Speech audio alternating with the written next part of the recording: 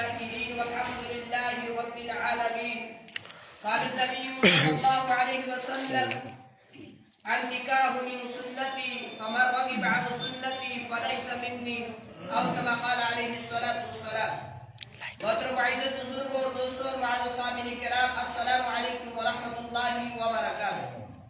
محترم حضرات، اللہ رب العزت کا بحق فضل کرم احسان شکر جس رب ذوالجلال نے اس پرفتن دور کے اندر، اس کے گزرے دور کے اندر ہمیں اپنے پاکار کی حاضری نصیب فرمائی.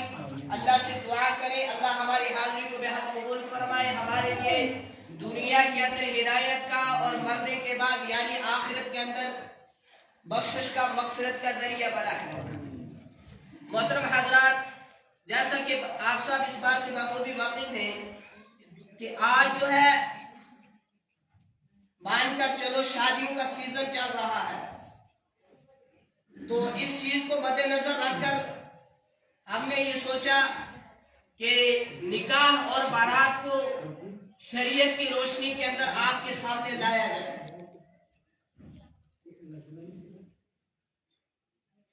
آج اللہ رب العزت کے فضل کرم سے آپ کی خدمت کے اندر میں ان مرد اور ان عورتوں کا تذکرہ کروں گا جنہوں نے اپنے نکاح صرف اور صرف دینداری کی بنیاد پر کیے تھے.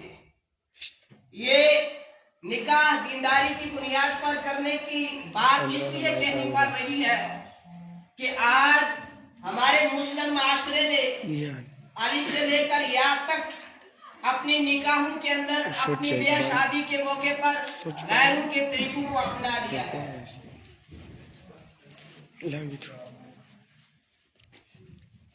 آج ہمارے مسلم معاشرے کے اندر غیروں کے طریقے رائج ہو گئے. محترم حضرات، اس لیے جب ہم اپنے گھر کے اندر بچی کا نکاح ہو یا بچے کا نکاح ہو، کوئی بھی ہمارے گھر کے اندر کسی بھی عزیز و اقارب کی یہاں جب شادی بیاہ کا موقع آ جائے تو ہم نے شریعت کے اندر کیا کیا ہدایات ہیں ان کا بخوبی مطالعہ کرنا ہے. علم جاننے والوں سے اس کے بارے میں پوچھنا ہے اور معلوم کرنا ہے کہ یار ہمارے یہاں خوشی کا موقع آ گیا تو ہم نے اس کو کیسے انجام دینا ہے.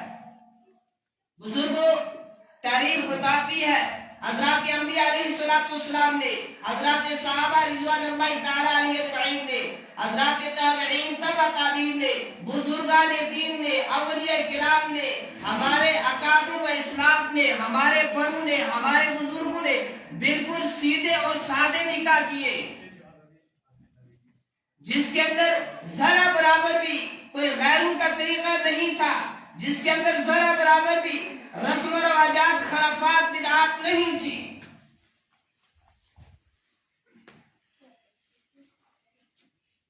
میں آپ حضرات کے سامنے ایک مصری نوجوان کا واقعہ رکھتا ہوں.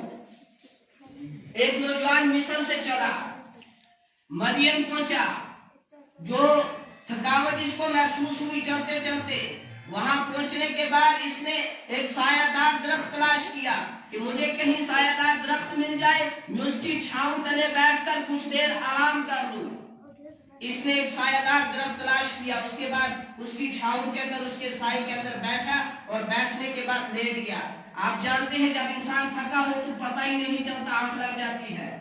جب آنکھ لگ جاتی ہے یہ سو جاتا ہے.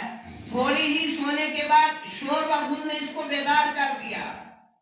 شور آیا، شراب آیا، اس کی نیند جو ہے اڑ گئی. اس نے آنکھ کھولی، دیکھا کہ سامنے ایک کنواں ہے. آپ جانتے ہیں پہلے زمانے کے اندر کنویں وغیرہ اکثر و بیشتر ہوا کرتے تھے. تو اس کنویں کے اوپر بہت ساری بھیڑ لوگوں کی جمع ہے اور بکریوں کو ریوڑ ہیں، بھیڑ بکریاں ہیں، اپنے بال مویشی ہیں. سارے لوگ اس کنویں سے پانی نکال کر ان کو پلانے کی کوشش کر رہے ہیں. سارے لوگ آگے بڑھتے ہیں، جلدی جلدی ہمارا نمبر آ جائے، ہم اپنی بکریوں کو پانی پلا کر جلدی جلدی کیا ہے جی فارغ ہو جائیں اور یہاں سے چلے جائیں. یہ نوجوان دیکھتا ہے اس مجمع سے تھوڑے ہی دور دو نوجوان خوبصورت لڑکیاں، جو کتاب کے اندر لکھا ہے صرف خوبصورت نہیں بلکہ خوبصورت تھی، نظر آئی. یہ نوجوان اپنی جگہ سے اٹھ کر چلا گیا، جا کر ان لڑکیوں سے پوچھا آپ کیوں نہیں آگے بڑھتی اور پانی بھرنے کے بعد اپنے جانوروں کو پلانے کے بعد جلدی جلدی اپنے گھر کا رخ کرتی.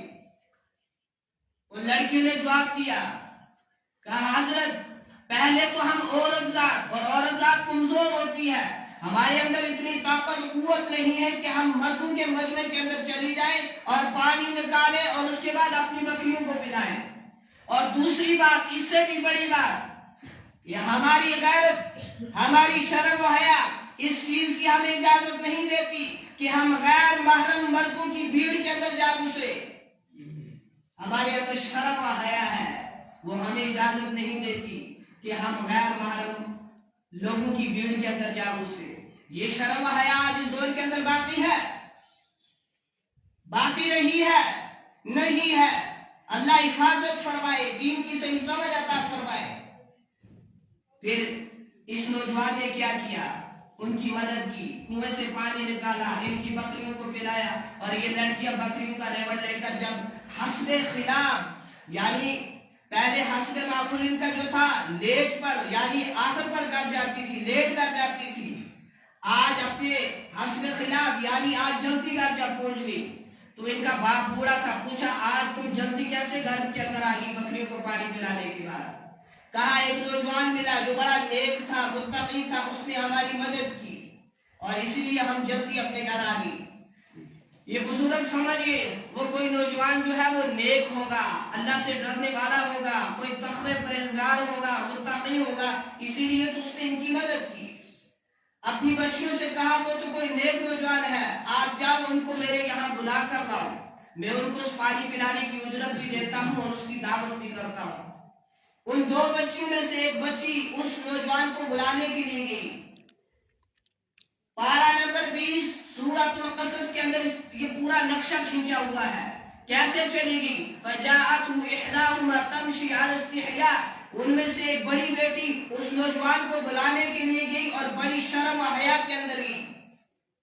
شرم و حیا کی بات اس لیے کرنی پڑ رہی ہے، آج بے شرمی سر عام، فحشی حکمت سر عام، نافرمانیاں سر عام۔ عورت کا سب سے بڑا زیور شرم و حیا ہے۔ جتنی عورت جتنی زیادہ شرم و حیا ہوگی، جتنی باپردہ ہوگی، اتنی ہی اس کو عزت کی نگاہوں سے دیکھا جائے گا۔ اچھا کیا ادائیں تھی ان لڑکیوں کی کہ ان اداؤں کو قرآن کریم نقل کر رہا ہے۔ فَجَاءَتْهُ إِحْدَاهُمَا تَمْشِي عَلَى اسْتِحْيَاءٍ، بڑی ہی شرم و حیا کے اندر بڑی سادگی کے ساتھ وہ لڑکی اس نوجوان کو بلانے کے لیے گئی۔ جب اس کے پاس پہنچی تو کہا ہمارے والد آپ کو بلا رہے ہیں، پانی پلانے کا کچھ معاوضہ بھی آپ کو دیا جائے، اور آپ نے جو ہمارے ساتھ مدد کی، ہیلپ کی، اس کا کچھ آپ کو جو ہے وہ دعوت بھی کرنا چاہتے ہیں۔ تو انہوں نے دل ہی دل کے اندر سوچا یار یہ مدد تو میں نے دعوت کے لیے نہیں کی تھی، یہ مدد تو میں نے اجرت دینے کے لیے نہیں کی تھی، یہ مدد میں نے خالص اللہ کے لیے کی تھی، اب مجھے بلایا جا رہا ہے۔ خیر دل کے اندر خیال آیا ہو سکتا ہے وہ کوئی بزرگ ہو اور بزرگ کی زیارت کرنا اجر و ثواب ہے، یہ نیت رکھ کر یہ نوجوان اس لڑکی کے ساتھ چلا۔ لکھا ہے آپ جانتے ہیں ریور ہمیشہ آگے ہوتا ہے یا پیچھے؟ راستہ بتانے والا کہاں ہوتا ہے؟ آگے ہوتا ہے، اس کے پیچھے چلنے والا اس کے پیچھے ہوتا ہے۔ تو یہ لڑکی آگے چلتی تھی، لکھا ہے کتاب کے اندر ہوا کے جھونکے سے اس کا جو ڈھیلا ڈالا لباس تھا وہ ہوا کے جھونکوں کی وجہ سے ہلتا تھا اور اس کی پنڈلیاں سامنے آتی تھی، اس نوجوان کی نظر اس کے اوپر پڑتی تھی۔ لکھا ہے اس نوجوان کی غیرت نے یہ برداشت نہ کیا کہ میری نظر اس کے جسم کے اوپر پڑے، اس نے کہا آپ میرے پیچھے رہو، پیچھے سے راستہ مجھے بتانا، میں آگے آگے چلوں گا، آپ پیچھے سے میری رہبری کرتے رہنا۔ کیا سبق دیا، کیا درس دیا آنے والے امت کے نوجوانوں کو، ایسے شرم و حیا کے اندر زندگی گزاری جاتی ہے، اور بھائی انسان کے اندر اور جانور کے اندر زمین آسمان کا فرق ہوا کرتا ہے۔ ناراض نہ ہو جائے، اگر انسان بھی کھڑا ہو کر کھا رہا ہے اور جانور بھی کھڑا کھا رہا ہے تو فرق کیا رہا؟ ناراض نہ ہو جائے، انسان بھی کھڑا ہو کر پی رہا ہے، جانور بھی کھڑا ہو کر پی رہا ہے، تو فرق کیا رہا انسان میں اور جانور میں؟ بہت بڑا فرق ہے انسان میں اور جانور میں۔ حالانکہ مخلوق وہ بھی اللہ کی ہے، انسان بھی اللہ کی مخلوق ہے، لیکن انسان اشرف المخلوقات ہے، اس کو اللہ نے عقل سلیم عطا کی ہے، اس کو اللہ نے عقل دی ہے، اس کو اللہ نے سمجھ دی ہے جو جانوروں کو نہیں دی۔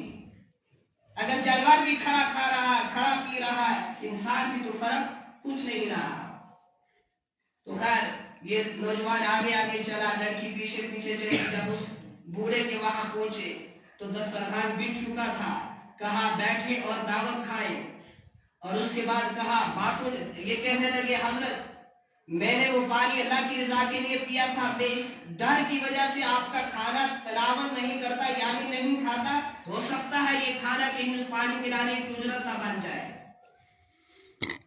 آج تو ایک مسلمان دوسرے سے کہتا ہے میاں جب تک رشوت نہیں دو گے نا اپنے کام کرنے کی خواہش ذہن سے نکال دو، میں تمہارا کام نہیں کروں گا جب تک رشوت نہیں دو گے۔ حالانکہ دینے والا بھی مسلمان، لینے والا بھی مسلمان، رشوت کھلانے والا بھی مسلمان اور رشوت کھانے والا بھی مسلمان۔ میاں جب تک رشوت نہیں دو گے ہم تمہارا کام نہیں کریں گے، یہ خیال ذہن سے نکال دو۔ یار آج تو وہ زمانہ ہے کوئی فری میں کسی کو پانی نہیں پلاتا، میں اتنا بڑا کام تمہارا کروں گا بغیر رشوت کے؟ کون سا خیال لے کر میرے پاس آئے ہو؟ کس زمانے کے اندر بستے ہو؟ کہاں رہتے ہو؟ وہ بیچارہ بھی مجبور ہوتا ہے، اور شریعت ایک مسئلہ لکھا ہے کہ اگر ایک بندے کا حق ہے کسی کی طرف، لیکن وہ دینے والا جب تک رشوت نہیں لے رہا، جب تک رشوت معاف نہیں کر رہا، تو تب تک اگر وہ حق ادا نہیں کرتا تو شریعت نے گنجائش دی ہے دے کر اپنا حق وصول کر لو۔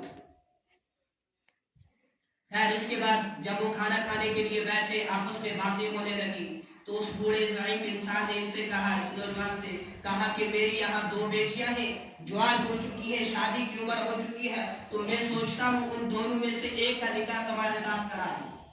اب ہر والدین کا خواب، ہمارے یہاں معاشرے کے اندر بھی کہتے ہیں جب بچی نوجوان ہو جاتی ہے تو ہمارا ایک سیدھا سادہ الفاظ ہوتا ہے کب شرم پڑ جائے، شرم مطلب کب اس کا نکاح ہو جائے۔ اب اس کی بھی یہی تمنا، کہا ایک کا نکاح تمہارے ساتھ کرنا چاہتا ہوں لیکن شرط یہ ہے تم نے میرے یہاں 8 سال کام کرنا ہے۔ اگر اس کے اندر 2 سال کا اور اضافہ کرو، 10 سال برابر کرو، تو وہ 2 سال جو تم میرے یہاں خدمت کرو گے، کام کرو گے، ڈیوٹی کرو گے، تو وہ 2 سال تمہارا کام کرنا مجھ پر احسان ہوگا۔ انہوں نے کہا انشاءاللہ میں اس وعدے کے اندر وعدہ خلافی نہیں کروں گا، میں خدمت کروں گا۔ اب میں آپ کو بتاتا ہوں یہ نوجوان کون تھا۔ یہ مصر سے چلنے والا، مدین پہنچنے والا، ان بچیوں کی جو ہے مدد کرنے والا کون تھا، اور جو ان کو وہ ضعیف، وہ بزرگ جو ان کی خدمت کر رہے، ان کو دعوت پر بلا رہے، جو ان کے نکاح میں اپنی بچی کا، ان کے حق میں اپنی بچی کا جو ہے نکاح کرا رہے، ان کے ہاتھ میں جو ہے اپنی بچی کا ہاتھ دے رہے، وہ کون تھے؟ مصر سے چلنے والا اور مدین پہنچنے والے نوجوان کا نام حضرت موسیٰ علیہ السلام تھا، اور وہ بزرگ جو جنہوں نے اپنی بچی کا نکاح ان کے ساتھ کرایا ان کا نام حضرت شعیب علیہ السلام تھا۔ موسیٰ علیہ السلام بھی وقت کے پکے اور سچے نبی تھے، شعیب علیہ السلام بھی پکے اور سچے نبی تھے۔ ان دونوں حضرات کی ایمانداری کے اندر شک کرنے والا انسان سراسر کفر کرتا ہے اور دائرہ اسلام سے خارج ہو جاتا ہے۔ یہ دونوں کوئی معمولی انسان، معمولی ہستیاں نہیں تھے۔ سسر بھی جو تھا نبی تھا اور داماد بھی نبی تھا۔ ایک زمانہ ہوا کرتا تھا بزرگوں، دوستوں، بھائیوں، کہ سسر اپنے داماد سے شرطیں رکھا کرتا تھا۔ آج وہ زمانہ بھی آ چکا ہے، داماد اپنے سسر سے شرطیں رکھتا ہے، اتنا جہیز دو گے، اتنا پیسہ بچی کو ساتھ میں دو گے، فلاں فلاں چیز بچی کو ساتھ میں دو گے تو آپ کی صاحبزادی مجھے قبول ہے، میں اس کے ساتھ نکاح کروں گا، اگر یہ نہیں دو گے تو پھر نکاح کے خواب مت دیکھو۔ یہ ظلم نہیں ہے تو اور کیا ہے؟ اور بزرگوں اگر شرعی نگاہ سے اگر ہم دیکھیں آج کل مسلم معاشرے کے اندر نکاح شادی، ہم نے نکاح شادی کو عبادت نہیں رکھا، ہم نے تجارت بنا دیا، ہم نے کمانے کا سبب بنا دیا نکاح شادی کو۔ منگنی اسلام کے اندر جائز ہے؟ ثبوت ملتا ہے کہیں کہ منگنی کرائی جائے؟ اور اس کے اوپر طرح طرح کے اس کے اندر خرافات، رسم و رواجات، بدعات اور بے شمار روپے اڑائے جائیں، اس کا ثبوت ملتا ہے شریعت کے اندر؟ بے فضول خرچی کی اجازت دی ہے شریعت نے؟ نہیں دی، بلکہ کیا کہا؟ ان المبذرین کانوا اخوان الشیاطین، بے فضول خرچی کرنے والے شیطان کے بھائی ہیں۔ فضول خرچی کرنے والے شیطان کے بھائی ہیں۔ اب منگنی، غیروں کا طریقہ، غیروں کا رسم و رواجات مسلمانوں کے اندر آ گیا۔ ہلدی رسم غیروں کا طریقہ، غیروں کی رسم و رواجات مسلمانوں کے اندر آ گئی۔ مہندی کے رات کے نام کے اوپر طرح طرح کے خرافات، طرح طرح کی بدعات، طرح طرح کی رسم و رواجات، اور اس کے اندر اتنا شور شرابہ، اتنا بینڈ باجا، اتنے ڈی جے اور ڈھول کہ دوسرے پورے گاؤں والوں کو پوری رات کی نیند کی قربانی دینی پڑے۔ کہاں شریعت نے اس کی اجازت دی؟ ارے شریعت تو کہتی ہے ایک انسان سویا ہو، اس کے پاس تمہیں بلند آواز کے اندر قرآن کریم کی تلاوت کرنے کی اجازت نہیں ہے۔ بینڈ باجا نعوذ باللہ قرآن سے بڑھ گیا کیا؟ ڈی جے ڈھول کیا نعوذ باللہ قرآن سے بڑھ گئے کیا؟ گانا بجانا نعوذ باللہ قرآن سے بڑھ گیا کیا؟ شریعت نے کہا ایک انسان سویا ہو، بلند آواز کے اندر ذکر مت کرو، بلند آواز کے اندر قرآن کی تلاوت مت کرو، سونے والے کی نیند کے اندر خلل آئے گا۔ کہاں ان چیزوں کا ہم خیال رکھتے ہیں؟ ہمارے ذہن کے اندر ایک بات سمائی ہوتی ہے، 2 دن کی شادی ہے، اکلوتا بیٹا ہے جی، اکلوتی بیٹی ہے جی، آخری ہے جی، اس کے اوپر ہم نے یہ کر لے وہ کر لے، اور پھر جواب اگر سمجھایا جائے تو آگے سے جواب آتا ہے حضرت اگر ہم یہ نہیں کریں گے تو دیکھنے والے کیا کہیں گے، لوگ کیا کہیں گے؟ لوگ تو کہیں گے اس کو کچھ پتہ ہی نہیں۔ چند روز قبل ایک بھائی نے فون پر رابطہ کیا، پوچھا حضرت نکاح کا کیا طریقہ ہے؟ اللہ نے جتنا مجھے عطا کیا تھا علم، میں نے اپنے علم کے اعتبار سے جتنی اللہ نے سمجھ دی تھی میں نے اس کو بتایا نکاح کا یہ طریقہ ہے۔ پھر اس نے مجھے واپس سوال کیا، اب سوال تو اس کے برحق تھے، پھر سوال کیا حضرت آپ مجھے خود بتائیں کتنے لوگ ہیں آج 100 میں سے کتنے % ایسے ہی نکاح کرتے ہیں؟ میں نے کہا 1 یا 2% ہوں گے، گویا 98% سنت کے خلاف نکاح کیا جا رہا ہے۔ تو اس نے کہا کہ حضرت اگر ہم جیسے آپ بتاتے ہیں آپ کی باتیں ہماری آنکھوں کے اوپر سر کے اوپر، لیکن اگر ہم ایسا نہیں کریں گے، خرافات بدعات کو انجام نہیں دیں گے تو دیکھنے والے کیا کہیں گے؟ پھر اس نے کہا کہ حضرت جب اسلام اتنی رہبری کرتا ہے، اتنی سادگی کے ساتھ نکاح کا سبب دیتا ہے، تو پھر ہم نے اس کے اندر اضافہ کر دیا، بدعات رسم و رواجات خرافات کیوں کیے ہیں؟ ہم تو مسلمان ہیں، کرنے والے مسلمان ہیں، تو ایسا کیوں؟ میں نے اس سے کہا بھائی مسلمان غلط ہو سکتا ہے، اسلام غلط نہیں ہو سکتا۔ اور کیا جواب دیتا ہے انسان وہاں؟ میں نے اتنا ہی کہا، اللہ نے ذہن کے اندر ڈال دیا بھائی مسلمان غلط ہو سکتا ہے، اسلام غلط کبھی نہیں ہو سکتا، مسلمان بدعمل ہو سکتا ہے، اسلام غلط کبھی نہیں ہو سکتا۔ پھر آخر میں نے کہا ہم اللہ سے دعا کریں اللہ ان کو بھی ہدایت دے، ہمیں بھی ہدایت دے، تاکہ ہم نبی علیہ السلام کی سنتوں کے مطابق زندگی گزاریں۔ اور بزرگوں میں میرے رسول سے کہتا ہوں اللہ کی قسم کھا کے جتنے نکاح، جتنی بھی شادیاں نبی علیہ السلام کے طریقے کے خلاف ہوں گی، حضرات صحابہ کے طریقے کے خلاف ہوں گی، ہمارے اکابر اسلام کے طریقوں کے خلاف ہوں گی، 1% بھی اس کے اندر برکت نہیں آئے گی، اور یہ نکاح کبھی سلامت نہیں رہ سکے گا۔ چند دن گزرنے کے بعد لڑائی جھگڑے، مار پیٹ، چند دن گزرے کے بعد طلاق آپس میں، دوری آپس میں، اس کا جو سبب بنے گا وہ نبی علیہ السلام کی طریقے کے خلاف کرنے کا سبب بنے گا۔ اور جس نکاح کے اندر سادگی ہوگی، جو نکاح نبی علیہ السلام کے طریقے کے مطابق ہوگا، حضرات صحابہ کے طریقے کے مطابق ہوگا، ہمارے اسلام بزرگان دین، اولیاء کرام، تابعین، تبع تابعین کے طریقے کے مطابق ہوگا، انشاءاللہ اس نکاح کے اندر برکتیں ہوں گی، اور یہی نکاح آگے چل کر کامیاب ہوگا، کامران ہوگا، پامران ہوگا۔ ایک بزرگ رحمت اللہ علیہ فرماتے ہیں اگر تم میرے محبوب صلی اللہ علیہ وسلم کی نکاح کے اندر، یعنی نکاح کیا ہے؟ النکاح من سنتی، نبی علیہ السلام نے فرمایا نکاح میری سنت ہے. فرمایا تم اگر اپنے گھر کے اندر شادی بیاہ کے موقع پر نبی صلی اللہ علیہ وسلم کی ایک بھی سنت کو ترک کرو گے، اس نکاح کے بعد آنے والی نسلوں کو اللہ ہدایت سے محروم کر دے گا.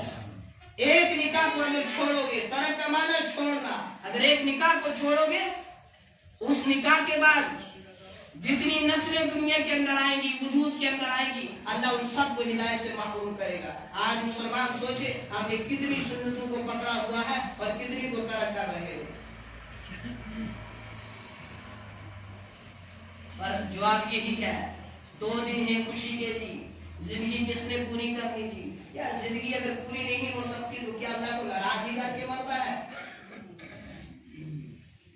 اللہ کے حکم کو پابند کر کے ہی مرنا ہے.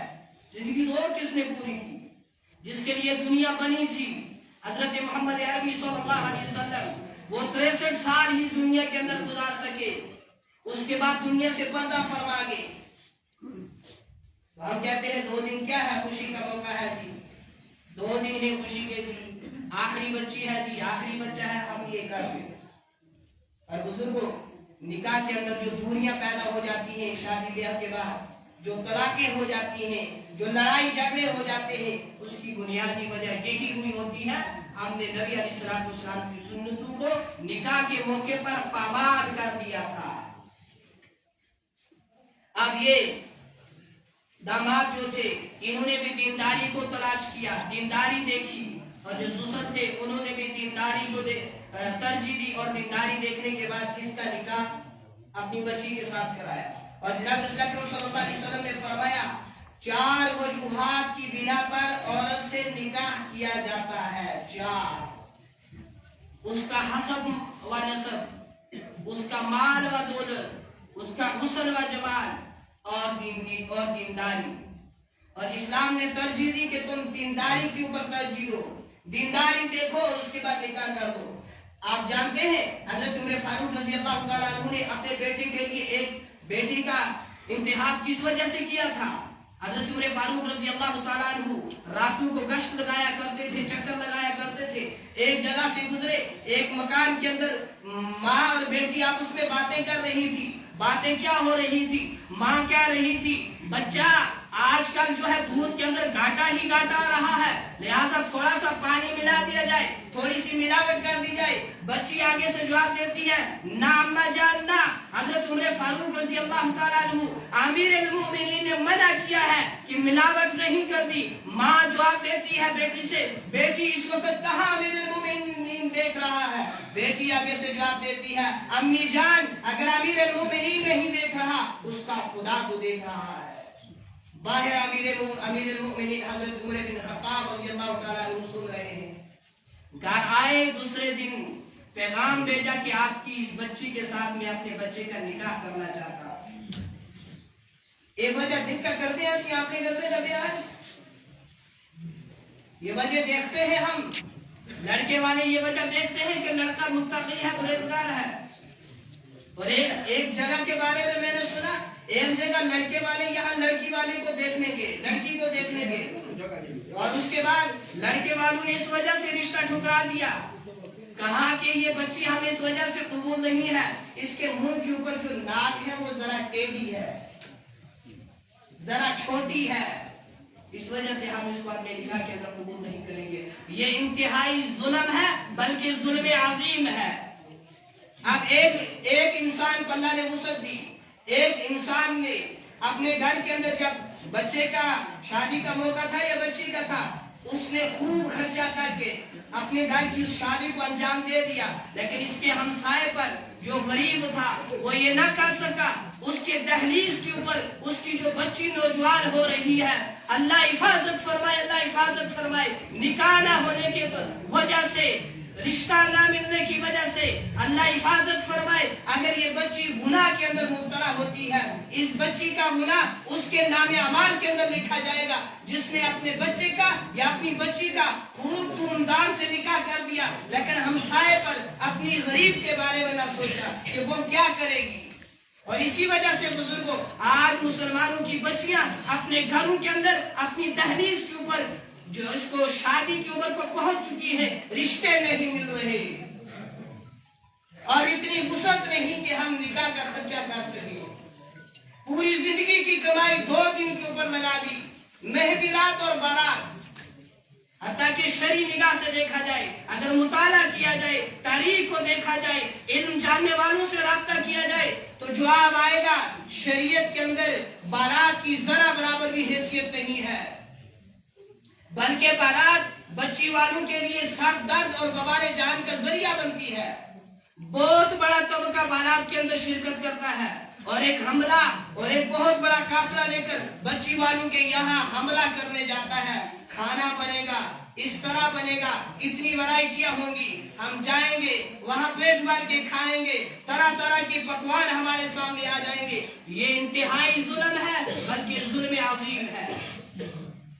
اور دوسری زینب وچ خیال آتا اسی کہ یار اگر بارات نہیں تو پھر گدری کو آنسا کس طرح علاج کرا. خیال آ رہا ہے حضرات صحابہ رضوان اللہ تعالی علیہ اجمعین کی شادیوں کو اگر دیکھا جائے، اس کے اوپر غور و فکر کیا جائے، حضرات صحابہ رضی اللہ تعالی عنہ کے دور کے اندر چند افراد مسجد کے اندر جمع ہو جاتے تھے، نکاح منعقد ہو جاتا تھا.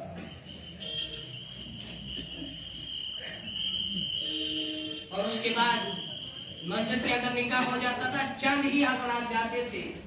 یہاں سے کوئی بارات نہیں آتی تھی، وہیں سے جاتے تھے، اس لڑکے کی اس امانت کو اس کے سپرد کر دیا جاتا تھا.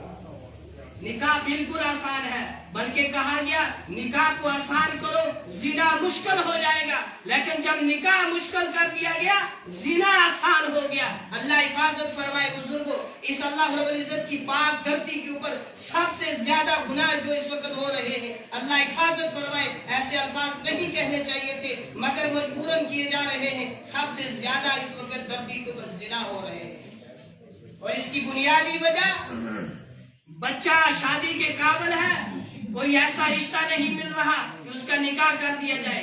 بچی اس قابل ہے، نکاح کی عمر کو پہنچ چکی ہے، لیکن کوئی رشتہ نہیں مل رہا کہ اس کی شادی کر دی جائے. پھر شیطان آتا ہے، خواہشات دونوں کو ہوتی ہے، پھر شیطان ان کو گناہ کے اندر مبتلا کرتا ہے. اس لیے بزرگوں نکاح کو آسان بنانا ہے. میں ایک دو باتیں چھوٹی چھوٹی عرض کروں گا، بات کر کو ختم کروں گا.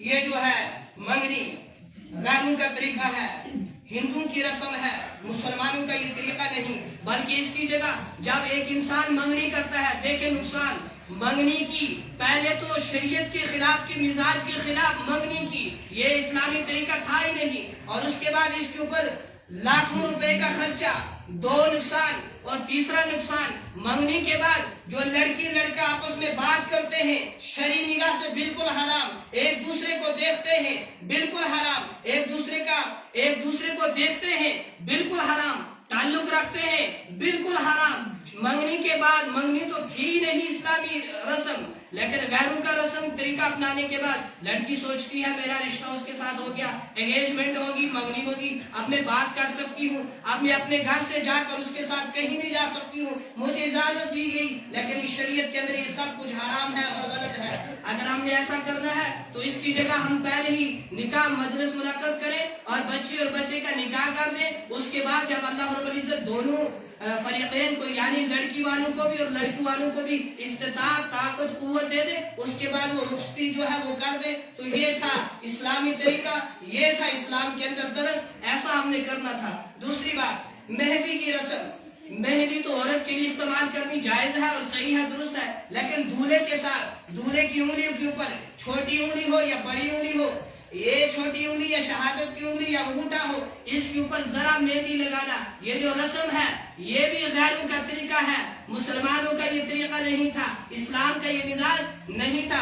پھر دوسری ایک اور رسم، ہلدی رسم. بدقسمتی سے اللہ حفاظت فرمائے، غیروں کا طریقہ مسلمانوں کے اندر آ گیا. ہلدی ملی جاتی ہے دلہن کو، ہلدی رسم آ گئی معاشرے کے اندر. کتنا خرچہ اس کے اوپر ہوا، کتنا بڑا نقصان. اور ادھر سے شریعت کے مزاج کے خلاف بھی ڈبل گناہ، ایک شریعت کے خلاف کرنے کا اور دوسرا گناہ فضول خرچی کرنے کا ڈبل گناہ. اور اس کے بعد اللہ حفاظت فرمائے، سننے میں آتا ہے جب بچی کی رخصتی ہوتی ہے، بچی سسرال والوں کے یہاں پہنچتی ہے، سسرال والے اس بچی کے پاؤں کے اندر مرغا ذبح کر کے یا بھیڑ یا بکری ذبح کر کے اس کے پاؤں کے اندر ڈالتے ہیں، جس کو پہاڑی بیاج میں رتڑ کرنا، یہ بھی شریعت کے مزاج کے خلاف. اور یہ جانور ذبح نہیں ہے، یہ جانور کو اسلام نے مردہ قرار دیا ہے، اور اس جانور کا گوشت کھانا سخت سے سخت حرام ہے. اور ایک اور رسم ہم نے سنا، میں تو الحمدللہ یہاں جاتا ہی نہیں ہوں، سنا ہم نے جب بچی اپنے گھر سے نکلتی ہے یعنی رخصتی ہوتی ہے، اور اس وقت بچی کے ہاتھ میں چاول دیے جاتے ہیں مٹھی کے اندر، بچی اپنے سر سے پیچھے ڈالتی ہے. اس کا مطلب ہم نے یہ نکالا بچی نے اپنا رزق یہاں سے ختم کر دیا. پیچھے جو چاول چلے گئے، چاول رزق تھا، اللہ کے بعد رزق کا مقام تھا، رزق قرآن سے بڑا تھا، ہم نے پیچھے ڈالا. اس کے اوپر ساری عورتیں گزرتی ہیں، وہ چاول، وہ روزی، وہ چھوٹے چھوٹے چاول کے دانے پاؤں کے نیچے روندے جاتے ہیں. یہ رزق کی توہین ہے. رزق چھینا نہ جائے تو کیا ہو. اور پھر بارات کے اندر اتنے لوگ جمع ہو گئے، پھر آدھے لوگ ناراض ہو جاتے ہیں اپنے رشتہ دار، ہمارا نانے لکھیا جی بارات بچ مگو نے کھڑیا جی بارات نہ. بزرگوں، میں نے شروع سے عرض کیا، علی سے لے کر یاد تک آج مسلمانوں کے نکاح کا طریقہ اسلام کے خلاف ہے، شریعت کے مزاج کے خلاف ہے. اس لیے ہم ہوش کے ناخن لے، جو ہو گیا ہم ارادہ کر لیں، اللہ رب العزت درگزر فرمائے اور معاف فرمائے. جو نوجوان بچے اور بچیاں اس وقت ان میرڈ ہے یعنی نکاح نہیں ہوا، شادی نہیں ہوئی، وہ ارادہ کر لے جب ہماری باری آئے گی نکاح کی، انشاءاللہ ہم اللہ کے حکم کو، جناب رسول اکرم صلی اللہ علیہ وسلم کے مبارک طریقوں کو دیکھیں گے اور اسی کے اوپر شادی کریں گے. اور ارادہ کر لے نوجوان حضرات جن کا نکاح بھی نہیں ہوا، ہم جہیز کا مطالبہ نہیں کریں گے لڑکی سے. یہ جہیز ایک اور رسم غیروں کا طریقہ تھا، ہم نے اپنے نکاح کے اندر اس کو رائج کر لیا. اتنا خرچہ ہوا، پوری زندگی والد کماتا رہتا ہے، کیا کرنا ہے جی؟ بچی کی شادی کرنی ہے تو کڑی چٹی اتنا بڑا بیع کر دیں. اسلام نے تو سادہ نکاح کرنے کا حکم دیا تھا.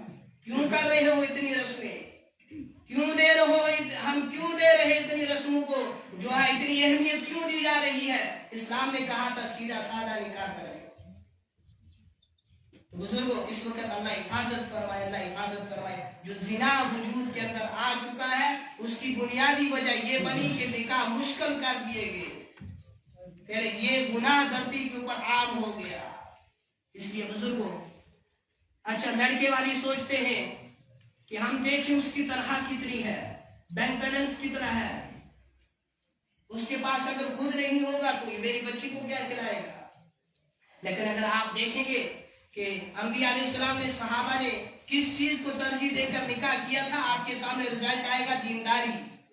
انہوں نے حسب و نسب نہیں دیکھا، حسن و جمال نہیں دیکھا، مال و دولت کو نہیں دیکھا، اگر دیکھا تو دینداری کو دیکھا، اس کے بعد نکاح کر دیا. تو جو نکاح نبی علیہ السلام کے طریقے کے خلاف کیا جائے گا وہ نکاح ہمیشہ سلامت نہیں رہے گا، اس کے اندر برکت نہیں آئے گی، اس کے اندر رحمت نازل نہیں ہوگی، آگے چل کر وہ نکاح کامیاب نہیں ہوگا. چند مہینوں کے بعد، چند سالوں کے بعد لڑکی کو طلاق ہو جائے گی. اگر طلاق نہیں ہوئی تو آپس میں لڑائی جھگڑے ضرور لگے رہیں گے. اس کی بنیادی وجہ جو ہوگی نبی علیہ السلام کی طریقے کے خلاف نکاح ہوگا. لیکن جس نکاح کے اندر سادگی ہوگی، نبی علیہ السلام کے طریقے کے مطابق ہوگا، انشاءاللہ وہ نکاح ہمیشہ سلامت رہے گا، آگے چل کر کامیاب ہوگا، کامران ہوگا. اس نکاح کے بعد جو اولاد وجود کے اندر آئے گی وہ دیندار بنے گی، وہ بڑے ہو کر حافظ عالم میں دین بنے گی، مفتی بنے گی، دین کا مجاہد بنے گی، دیندار بنے گی. اس لیے بزرگوں، چار چیزوں کی وجہ سے نکاح کیا جاتا ہے، لیکن ہم نے ترجیح چوتھی چیز کو دیکھنی ہے، دینداری. ارادہ کرتے ہیں ہم، والدین ارادہ کر لیں جن کی بچی کا یا بچے کا نکاح نہیں ہوا، آج کے بعد جب وہ اپنی بچی کا یا بچے کا نکاح کریں گے دینداری کو ترجیح دیں گے اور بالکل سیدھا اور سادہ نکاح کریں گے. بچے والے بھی یہاں سے اس چیز کا پختہ ارادہ رکھ لیں، ہم بچی والوں سے جہیز نہیں مانگیں گے، کچھ بھی اپنے نکاح کے اندر خرافات بدعات کو نہیں کریں گے، نبی علیہ السلام کے طریقے کے مطابق ہم انشاءاللہ العزیز نکاح کریں گے، پھر اس کے اندر انشاءاللہ ہم برکتیں ہی برکتیں دیکھیں گے۔ اللہ سے دعا ہے جو آج تک ہم سے کمیاں کوتاہیاں ہوئی اللہ معاف فرمائے، آئندہ کے لیے ہمیں ہدایت عطا کرے اور ہمیں دین کی صحیح سمجھ عطا فرمائے، جو کہا گیا جو سنا گیا اللہ قبول فرمائے، ہم سب کو ان چھوٹی چھوٹی باتوں کے اوپر عمل کی توفیق نصیب فرمائے۔ وآخر دعوانا ان الحمد للہ